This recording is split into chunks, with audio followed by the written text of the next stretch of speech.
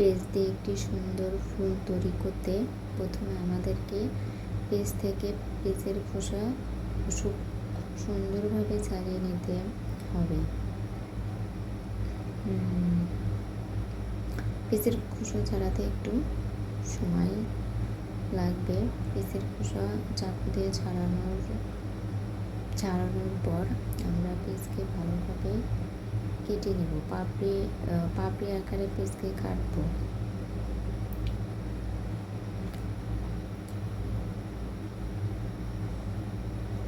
এখন একটা একটা করে ফুলের পাপড়ির আকার ধারণ করে নেব।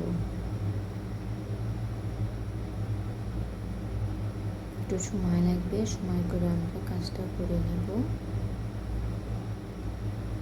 এখন আমরা একটা একটা করে পাপড়ি পেজ থেকে বের করে নেব। একটা একটা করে পেজ থেকে পাপড়ি বের করে নেওয়ার পরে একটা ফুলের রূপান্তর আর পেজটাকে ফুলের রূপান্তর করব। দেখতে দেখতে আমাদের ফুলটা হয়ে গেলে এখন একটা প্লেটে আমরা কিছু বাঁধাকপির পাতা রাখবো প্লেটটাকে সাজানোর জন্য। বাঁধাকপির মাঝখানে আমরা পেঁচের ফুলটাকে রাখবো, একদম মাছ বরাবর রেখে দেব,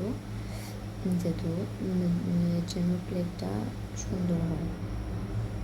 এখন আমাদের তৈরি হয়ে গেল প্লেট, গায়ে হলুদের প্লেট। আমাদের ভিডিওটি ভালো লাগলে একটি লাইক দিয়ে দিন এবং একটি কমেন্টস করুন। আল্লাহ হাফেজ।